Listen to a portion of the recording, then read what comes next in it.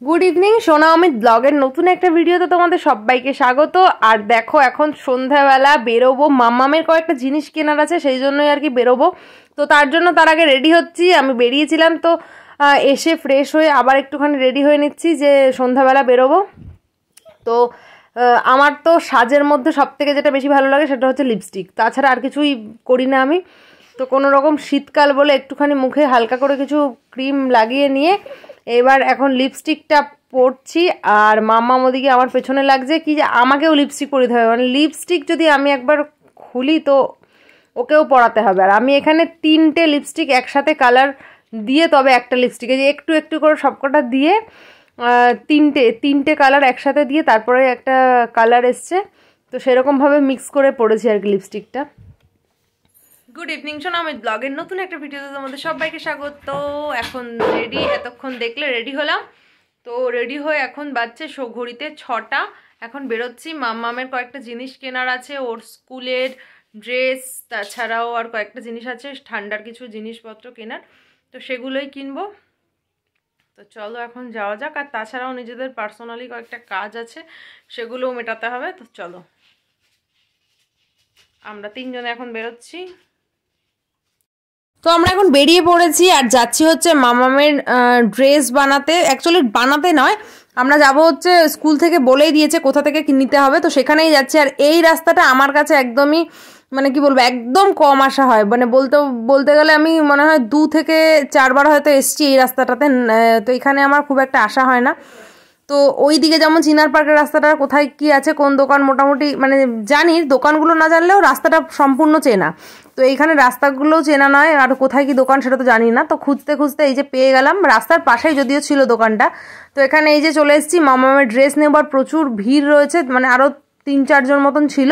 তো ওনাদেরকে আগে ছাড়লো, তারপরে আমাদের এই যে মামামের পিটির ড্রেস ওপরের দুটো, আর নিচেরগুলো হচ্ছে স্কুল ড্রেস। আর সাথে মোজা নিয়েছিলাম, আর জুতোটা যেহেতু আমরা মানে বাড়িতে গত বছরের জুতো রয়েছিল, এবার সেইগুলো আর কি এখনও ছোট হয়নি, তো জুতোটার জন্য নিইনি। তো তারপর ওর উল্টো দিকেই ছিল ফুচকা, তো ফুচকার গাড়িটা দেখে বেশ যেতে ইচ্ছা করলো, তো খেলাম ফুচকা। আর আসার সময় বাড়িতে সবার জন্য আর আমাদের জন্য রাত্রিবেলা এই নিরামিষ কচুরি আর ছোলার ডাল, আলুর দম, বোঁদে এই সমস্ত নিয়ে আসলাম। এই সমস্ত খাওয়া দাওয়া করে তারপর মাম্মাম একটুখানি ড্রেসটা পরে দেখছিল যে কেমন লাগছে। তো আগের যে স্কুল ছিল সেই স্কুলে একরকম ড্রেস, এটা আরেক রকম ড্রেস। তো তারপরে পরের দিন আমি গেছিলাম হচ্ছে বাড়িতে, এটা হচ্ছে পরের দিন সন্ধেবেলা, মানে সকাল থেকে যে গেছি সেই সমস্ত কোনো ভিডিও বা কিছু করা হয়নি। আমি গেছি হচ্ছে পরের দিন বাড়িতে সন্ধ্যাবেলা, মানে অ্যাকচুয়ালি আমি গেছিলামই হচ্ছে সন্ধ্যাবেলা, তো সেদিনকার ভিডিও করা হয়নি। তার পরের দিন সন্ধ্যাবেলা কড়াইশুঁটির কচুরি করব, মাকে আর কি এখান থেকে বলেছিলাম যে আমি যখন মাঝে সাঝে করি তখন মাও আর কি বলে যে আমরা তো ওখানে করি, মার অত সময় থাকে না করার জন্য, তাই আমি বলেছিলাম যে তাহলে গেছি যখন তাহলে করব। তা এবার সবাই মিলে কি বলো তো, দুজনে মিলে করলে ভালো লাগে, কথা বলতে বলতে হয়েও যায়। এবার মা সমস্ত কিছু করে দিয়েছিল, ময়দা মেখে দিচ্ছে, আর হচ্ছে কড়াইশুঁটি ছাড়িয়ে দিয়েছিল, আর আমি কড়াইশুঁটির পুরটা করে তারপরে লেচির মধ্যে পুড়ে দিয়েছিলাম, আর মা তারপরে বেলে দিয়েছিল, আমি ভেজেছি।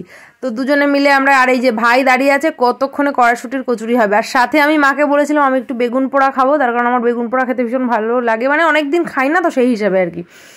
তো এই যে এখন হচ্ছে কড়াইশুঁটির কচুরির পুরগুলো আমি ভেতরে দেবো, আর মাকে বললাম যে কড়াইশুঁটির মানে পুরটা অনেকটা হয়নি, তো এবার যেহেতু আমাদের বাড়িতে লোকজন অনেক বেশি, তো সেই জন্য আমি বললাম সাথে একটু কাজ করো, একটু আলুর পরোটাও করে ফেলি, তার কারণ এইগুলো খুব একটা সবসময় তো খাওয়া হয় না, তাহলে দুজনে মিলে যখন করছি তাহলে একটু আলুর পরোটাও করে ফেলি। তা মা বলছে হ্যাঁ হোক তাহলে। এবার তারপর আবারও মা ময়দা মাখছে, আলুর পরোটা হবে সেই জন্য, আর সাথে ওদিকে আলু সেদ্ধও বসিয়ে দিয়েছে।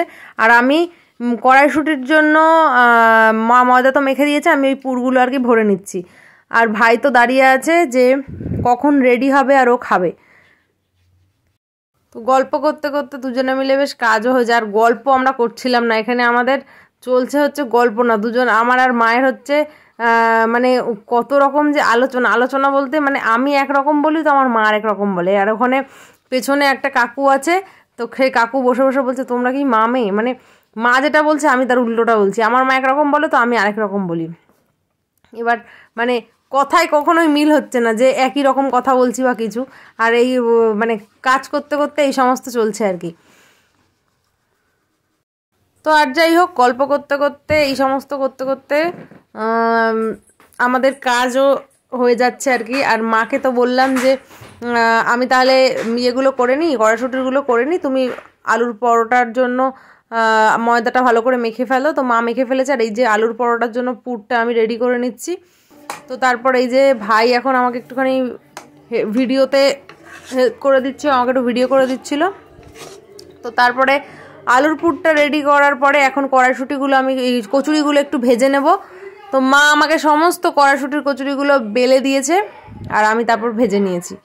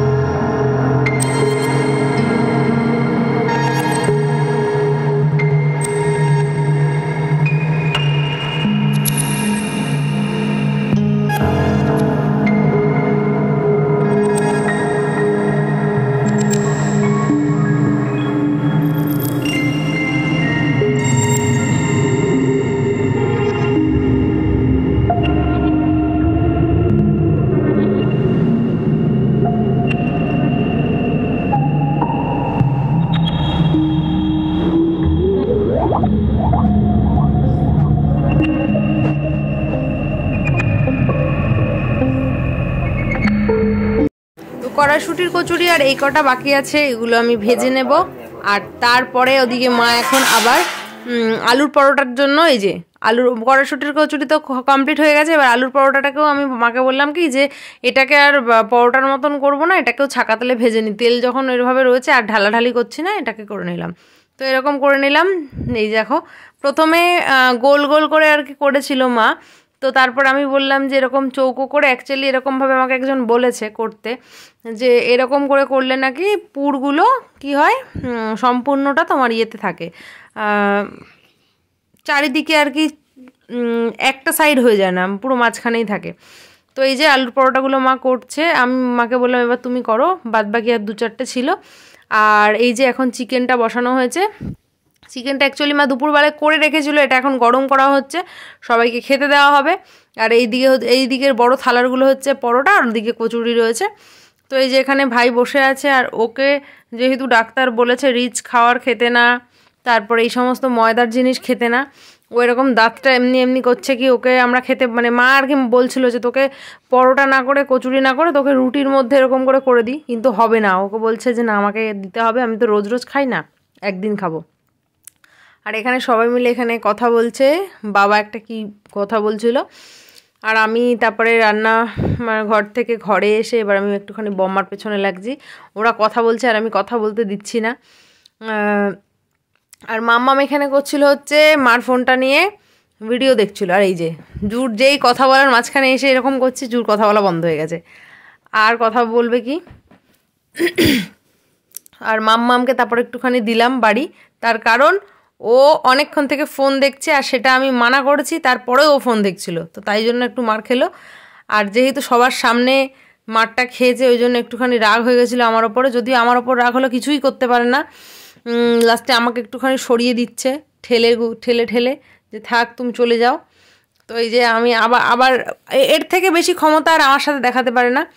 তো তারপরে এবার যেই দেখেছে আমি ভিডিও করছি, তখন আর কি করবে, এবার রাগ নিজের ওপর নিজেই রাগ দেখাচ্ছে যে তুমি ভিডিও কেন করছো, আমি কাঁদছি, মার খেয়েছে সেটা ভিডিও করেছি, তারপর কাঁদছে সেটা ভিডিও করছি।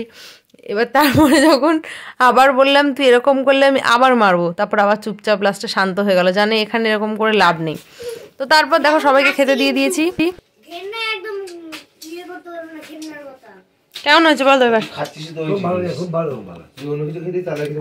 আমার বাবার দিকে বলে লাভ নেই, বলবে খারাপ হয়েছে।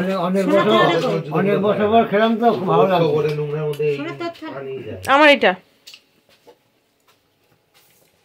মাঝে মাঝে খাওয়া আমাদের তৈরি করে। আর এই যে এখন চিকেনটা বসানো হয়েছে, আর এই যে আলুর পরোটাগুলো মা করছে, আমি মাকে বললাম এবার তুমি করো, বাদ বাকি আর 2-4টে ছিল। তো এই যে এখন আবার বসে বসে খেলাম তো ভালো লাগে। মাঝে মাঝে মাঝে মাঝে খাওয়া আমাদের। তৈরি করে। তুই শ্বশুর বাড়ি থেকে এসে মাঝে মাঝে এইভাবে তৈরি করে আমরা খাওয়াবি। লেকচারতে গেছে তাহলে খাওয়া দিলাম, আমাদের ভিডিও করে লাভ নেই। তুই তো বলবি না, আমি জানি যেভাবে ওদের খাইছি সেভাবে যদি আমাকে দিস তাহলে বলতাম না একটা লুচি হলো ভালো। ওই জন্য সব আমিও বসে গেছি আর ভাই বলছে তুই সবারটা করেছিস, তোরটাও আমি ভিডিও করে দেবো। তো পরের দিন সকালবেলা দেখো, রাত্রিবেলা তো খাওয়া দাওয়া হয়েছে আর সবার ভালো লেগেছিল। তো জু এটাই বলছিল যে তুই যখন আবার আসবি তখন এরকম করে করে খাওয়াবি। আমাদের বাড়িতে মা, জু এরা এগুলো খেতে ভালোবাসে, তো এখানে ভাইও ভালোবাসে। আর বাবার তো এখন শরীরের জন্য আর কি খেতে পারে না, কিন্তু তবুও কালকে খেয়েছে। আর এখানে সকালবেলা ঘুম থেকে উঠে আমি একটুখানি বেরিয়েছি বাইরে, আর দেখো ফুলজুর ফুল বাগান, তো সুন্দর সুন্দর ফুল হয়েছে। যদিও 3টে টব এখান থেকে একজন নিয়ে গেছে, তো তা না হলে আরও সুন্দর সুন্দর 3টে টব ছিল যেগুলো ফুল ফোটা অবস্থা। এগুলো এখনও ফোটেনি, এগুলো এখনও কুড়ি। এগুলো যখন সম্পূর্ণ ফুটবে তখন আরও সুন্দর লাগবে বাগানটা। যদিও এবছর অনেক কম ফুল, মানে যত মানে দিন যাচ্ছে একটু কমে কমে যাচ্ছে আর কি, মানে করার জন্য আর কি প্রচুর ফুল হতো আর কি, কিন্তু এবছর অনেকটাই কম। তো বাগান থেকে এবার চলো ঘরে যাই, দেখি কে কী করছে। তো রান্নাঘর দেখি ফুলমা এখন বেরোবে, এক জায়গায় যাওয়ার আছে, তো তার জন্য খুব তাড়াহুড়ো করে রান্না করছে। বেগুন ভাজা, আলু ভাজা আর মনে হয় যত সম্ভব ডাল, এরকম কিছু একটা ছিল। এই যে আলু ভাজা, এখানে বেগুন ভাজাগুলো ভেজে তুলে নিচ্ছে। আর আমি এবার একটু যাব ছাদে, তার কারণ তোমাদের সাথে চলো শেয়ার করি, যেটা ডালিয়ার গাছ, যেগুলো এখনও ছাদ থেকে নামায়নি। প্রথমে আর কি ছাদেই গাছগুলোকে তৈরি করা হয়, তারপর আস্তে আস্তে ফুল যখন ফোটে তখন নিচে নামানো হয়। তো এই যে দেখো ডালিয়ার সমস্ত গাছগুলো এখানে এখন রাখা হয়েছে, যখন ডালিয়ার কুড়িয়ে আসবে তখন এগুলোকে আবার নিচে নামাবে।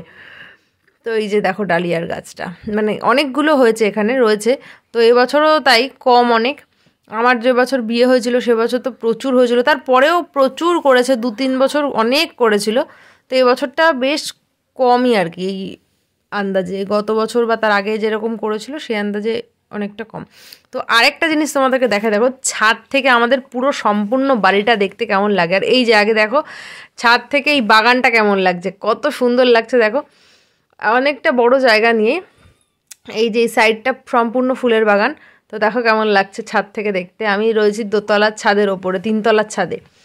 তো দেখো কেমন লাগছে, কত সুন্দর লাগছে না। আর এই যে সম্পূর্ণ বাড়িটা দেখো, আমাদের এই যে বাড়ি, এই যে সাইডে চারিদিকে আর কি ঘর, আর মাঝখানে হচ্ছে উঠান। অ্যাকচুয়ালি এখন উঠানটা অনেক কমে গেছে সবারই বাড়িতে, মানে ঘরে সবারই বাগান, ফুল গাছ এ সমস্ত লাগানো। আগে এই রাস্তাটা ছিল না, এখানটা সম্পূর্ণ উঠান ছিল। এখানেও মানে 4টে পরপর 4টে দাদুর ঘর আর কি। আর এই সাইডেও দেখো, এই সাইডে একটা ঘর, এটা হচ্ছে ফুলমাদের, এটা সুন্দরমার, ওদিকেরটা আমাদের, এরকম আর কি সব 4টে ঘর আর কি রয়েছে। 4 দাদুর, বড়, মেজো, সেজো আর ছোট। তো এখানে মণিমা এখানে কিছু একটা করছে, বাসন টাসন কিছু একটা ধুচ্ছিল, আর আমি এখানে ভিডিও করছি। তা বলছে তুই আমার এরকম ভিডিও করিস না।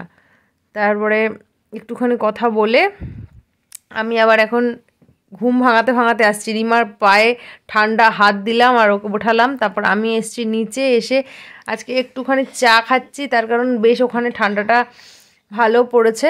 তো মা বললো একটুখানি চা করি, খা। চা তো আমি খাই না, চা আমি খেতে খেতে চা ঠান্ডা হয়ে গেছে। তারপর ফুলমা কী করেছে, এখন যেহেতু বেরোবে সেই জন্য আটা মাখছে, খুব তাড়াহুড়ো ছিল। তারপরে সে এবার তুতানকে ওঠানোর পালা। আমি মোটামুটি আজকে সকালবেলা মোটামুটি সবাইকে উঠিয়ে বেড়াচ্ছি আর কি। ওদিকে রিমাকে ওঠালাম, রুমিকে ওঠালাম, কিন্তু রুমিরটা ক্যাপচার করা হয়নি। আর তারপরে তুতানকে বেশ ভালোভাবে ধরেছি, ওকে উঠিয়েই ছেড়েছি। ও উঠবে না, তারপর ওকে উঠিয়ে ছাড়া হয়েছে। আর ও তো শক্ত করে লেপের মধ্যে ঢুকে শুয়ে আছে, তো ওকে টানা হেঁচড়া করে তারপর উঠিয়েছি। আর এদিকে এখন মা করছে রান্না, যেটা কি মাটন কষা করছে। কালকে তো চিকেন খাওয়া হয়েছে, আর আজকে মাটন কষা করছে। আজকে এত সকাল সকাল রান্না করার কারণ হচ্ছে মা, মানে আমি যেহেতু চলে আসব, মা আর কি একটুখানি রান্না করে পাঠিয়েও দেবে অমিতের জন্য। আর অমিতের জন্য শুধু পাঠায়নি, আমাদের সবার জন্যই ছিল। আর বাড়িতেও আর কি খাওয়া দাওয়া হয়েছে। তো এখন মা সকালবেলা রান্না করে নিয়েছে, আর সকালেও আমরা খেয়ে বেরিয়েছি। আর ভাই আমাকে একটুখানি বেলেঘাটা পর্যন্ত দিয়ে আসবে, কারণ এত জিনিসপত্র নিয়ে আমি না আসতে পারবো না। ব্যাগ রয়েছে, খাবারের ব্যাগ, তারপরে হেলমেট ছিল। তো সেই জন্যই যে এখন রেডি হয়ে গেছি, এবার বেরোবো। আর ভাইকে বললাম তুই আমাকে একটুখানি বেলেঘাটা পর্যন্ত দিয়ে। আজকে আর ট্রেনে আসিনি, আজকে ভাইয়ের গাড়িতেই চলে এসেছিলাম। তো এই যে আমরা বেরিয়ে পড়েছি, আর একটা সুন্দর মিষ্টি রোদ ছিল। মানে রোদটা তেমনভাবে গায়ে লাগছিল না, আর যেহেতু ওদিকে বেশ ঠান্ডা, তো তারপরে ভাই আমাকে বেলেঘাটা পর্যন্ত ছেড়ে গেল। আর ভাইয়ের একটা বন্ধু ঠিক বলবো না, ও যথেষ্ট ছোট ভাইয়ের থেকে, তো ওই ভাইটাও আর কি ছিল। ওকে বলছে কি তাহলে আমি একা একা যাবো, তুইও তাহলে আমার সাথে চল। তারপর ওকেও আবার হাইজ্যাক করা হয়েছে। ও আর কি আমাদের বাড়িতেই ছিল, আসার সময় একসাথে বেরিয়েছে, ওর বাড়িতে ঢুকে যাবে। তারপর ওকে মাঝ রাস্তায় বলছে কি তুই চল, আমি একা একা ফিরবো। তো ওই জন্য ওকেও আবার নিয়ে আসা, ওকেও বেলেঘাটা পর্যন্ত নিয়ে এসছে। তারপর বেলেঘাটা থেকে আমি আবার গাড়ি করে বাড়ি চলে এসেছি। তো এই যে এখন আমরা যাচ্ছি বেলেঘাটার দিকে, আর রাস্তাটা বেশ ফাঁকাই রয়েছে। তো ভিডিওটা এই পর্যন্তই। ভালো লাগলে লাইক কমেন্ট শেয়ার সাবস্ক্রাইব করো। এই দেখো মা কত কোল্ড ড্রিঙ্কসও পাঠিয়ে দিয়েছে। টাটা।